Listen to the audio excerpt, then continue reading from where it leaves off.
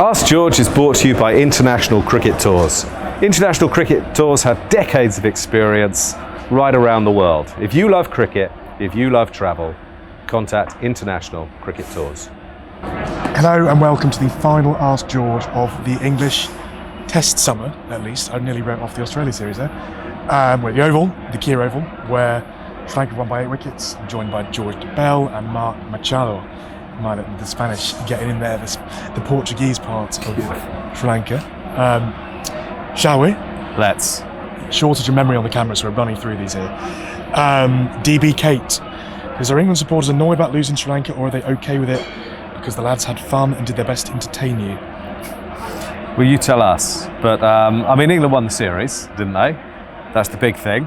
Yeah. But yeah, people tweet me quite regularly saying, don't be critical of England, we're enjoying them more than we used to, I'm enjoying them more than ever before all the time. So to be honest, you tell me. I thought this was a pretty poor performance from England.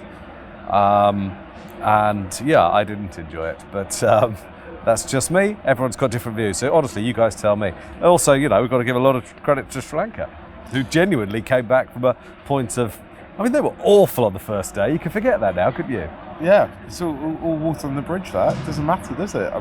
They finally got a bit of good cricket in when it really mattered in England's second innings. And I just think, though, the way, obviously, Sri Lanka were excellent, but I know most people watching will be watching from an English perspective. No, but I was going to leap into our second question here, which is from Jack Rule, contradicting that. Says, can we just focus on how good Sri Lanka had been? Because actually, from when England were 200 and something for 4 on day 1, start of day 2, wasn't it? With the bad lights around, really, Sri Lanka controlled most of this, barring the first 4 wickets. They came back on 100 between, what was it, Dhananjaya and... well, look, the key thing is that they found 2 batters who look as if they can do this for years. In Mendes and Ashanka, and they look really, really high-class batters, and that's fantastic. There was nothing lucky about the way they played. That is really reassuring. So it suggests that... From a Sri Lanka perspective, the really unique thing that happened today is we won a test match without a spinner.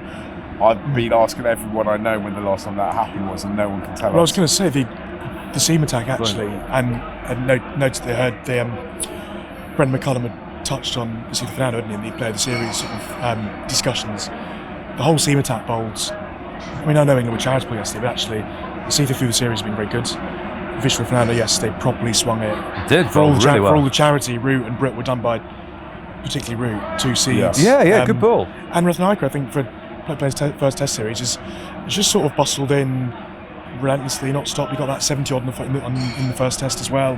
He's done his bit. And I have to give credit to SLC, the people who run Sri Lankan cricket, because they've built a fast bowling school. They built it several years ago, and now they're reaping the rewards. Someone like Milan Rathnayake would not have been in the system 10 years ago, but to make his debut at 26, first series in England, difficult conditions, and he's had a good go at it. He's been great. Does it make us ask ourselves what might have been if Sri Lanka had proper preparation?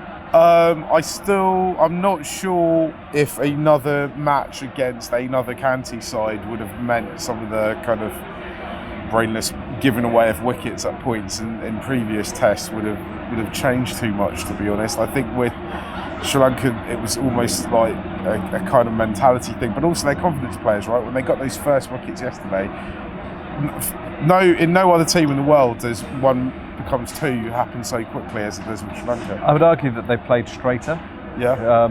As the series went on, I'd argue they didn't push at the ball as much as the series went on. I would argue that they improved for more experience of the conditions. As you would expect, I suppose. Well, actually, yesterday and today, I think I arrived today and thought England might get out of jail because it's overcast, it's a bit grim. But actually, it was far less humid today than it's been for the rest of the test. It didn't really do that much. Today's just not nice. No. And it didn't. I thought England might get out. I thought Chris Wokes might rock up in these conditions and might do all sorts. But actually, it didn't really change the way they played. Then Nissank particularly hit so nicely through mid-on cover. Didn't really give a chance, did he? Hit 2 6s once he was past 100, but the game was gone, wasn't it? He played beautifully. I think teams, when they're prepared to come to England, have to get over the fact that they're going to be lucky if they get one warm-up game, right? You need to go away and wherever you go now, really. Yeah, wherever you go in the world. When England go to Australia next year, they're not going to go out for 2 months beforehand and get acclimatised. They're going to turn up about 10 days before, possibly play one game, and then I don't know. Have a go. The Ashes might be different, but we'll see. Come on, crack on. We've done this, Anchor, haven't we? Reece Benjamin asks, what exactly has Bazball 2.0 achieved? They've dropped their most economical bowlers, Jan Leach and James Anderson. They're getting no control up Bashir, which I'm not convinced by that. And the batting is still throwing away wickets for fun. One fight about 6 tests, but I guess that last point is the one that was pertinent yesterday. To be fair, they didn't call it Bazball, and they didn't call it 2.0. So we're kind of judging them with something that is kind of arbitrary and made up. But it is, I was a bit concerned that I thought they made some progress. I thought there had been some refinement. And actually, I don't know that there has. Joe Root batted really well. I mean, if Joe Root hasn't batted really well in Manchester, it's a close game. If Joe Root hasn't batted Sri Lanka out of the game at Lords, it's different. Joe Root has found a tempo of play, and I'm not sure the rest of them have. If Jimmy was playing today, it's a different game, isn't it? Because they get one more wicket last night, and they're coming in, putting loads more pressure on Sri Lanka. But I guess if Jimmy had played today, Gus Atkinson wouldn't have played the 6 tests he's played this summer. There's a long game and a short game, isn't there? And actually, England are very much net positive. You'd have to say they're net positive on this summer for the things that they've taken out of it, even if the last probably, but it still does remind me issues. A new British heavyweight gets found, and they put them up against Allen from the chip shop, and it makes a career record look a lot better than it is in reality. And beating West Indies was kind of beating a pinata. And to be fair, I said it before, what was Sri Lanka in Manchester? 102 for 6. Yeah. They'll have a long way back from that in a test, It was 6 for 3, wasn't it? After the first right, so do you know what I mean? Yeah. It's a long way back from those starts, so I wouldn't get too giddy if I were England, I suppose. Bumrah and Shami coming next year, if they do, is going to be a mightily different proposition. On the subject of bowlers, I think this is a good question, actually. Mike says, England's bowlers are shattered. The schedule is clearly a big issue, but also England's style of play doesn't seem to give them any rest. Why do they never take this into account, and how on earth do they expect they'll cope in Australia? I think it's a really fair question. The first point particularly, there was certainly, it's been a long summer, but for some guys who've not played every test, that speeds did fluctuate, and it looked like a few guys were carrying niggles as well as that went on too. Well, definitely. I mean, you can't give a bowler 34 overs to rest. It's not remotely reasonable. I suspect that Atkinson and Wokes are carrying niggles. They're both. I thought their character taking a new ball when they're clearly beyond. Atkinson on both days actually. So right. He obviously started yesterday off the field. So there's a lot to like there about those guys. But he's been rested for the ODIs now as well. Why is it that they are put in this position again and again? It's because the team is run by batters. And I don't know that the bowlers feel they can say, actually, let's take a slightly more cautious approach, because that's just not the way. What happens to people? Teams have always been run by batters. That's as old as time. Yeah, probably. Well, yeah. Well, Australia's run by bowlers now, isn't it? Now, but general rule. But captains, what happens to anyone who doesn't particularly like this regime? Well, they don't stay in it, do they? I don't think it's for all the talk about how sinister answers. For all the quite Putin-esque, isn't it? For all the talk about how relaxed it is, it's not like actually anyone is allowed to voice anything negative. Yeah, and or anything. Just relax, have a drink, and play golf. Don't get so negative. Doesn't matter. Yeah. Doesn't matter if they lost. The thing doesn't matter. After watching, being here every day for 3 tests, the thing that I find really bizarre about the messaging around England is it's kind of like wait till we play India, wait till we play Australia, and then what happens is that he's basically, Baz and Ben Stokes have created this whole stick in which is basically putting off the beating, right? So it's any time you're critical about them, it's kind of like, well, we're on this path towards, but actually, for the people watching at home, for people watching in the stands, they just want a result right now. They don't care about. I don't know. I do think England's a bit different like that. I think it's even different from Australia.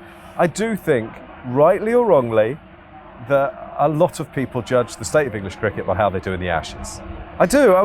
It's probably not right, but it is a factor. I would say that we talk about India should be in that category as well, because they're the best 2 teams.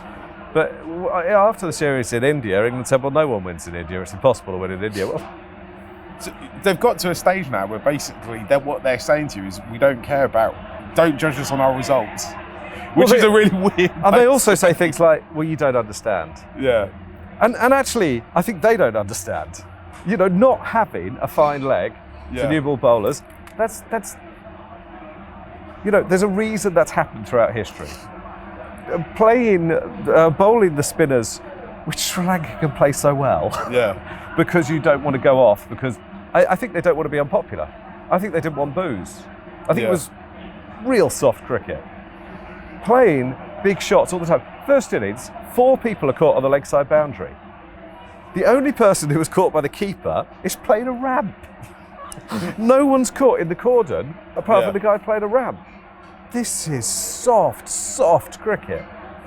I wondered during this, you know, what Andy Flower would have said at times watching this. I said it yesterday. I can't imagine them going to Australia and all those Aussie fans in the stands. I'm just going to end up laughing at them if they keep playing the way they're playing, basically, because it's going to end up looking soft. It's going to feel soft as well. It's going to be. I don't want this bloodbath for you. It's been lovely working with you. That's been a great bonus. I'm going to miss this. I don't even know when we next play. 2026, I think. There's some white ball games. Right. Was that it? On that note, that covered about four different questions in one sort of conversation. So, job done. Thank you so much. Camera still rolling? All good? Thank you so much for the questions all series. It's been great having Mark here. Thanks for having me, guys. I've loved it. It's been fun. Thank you.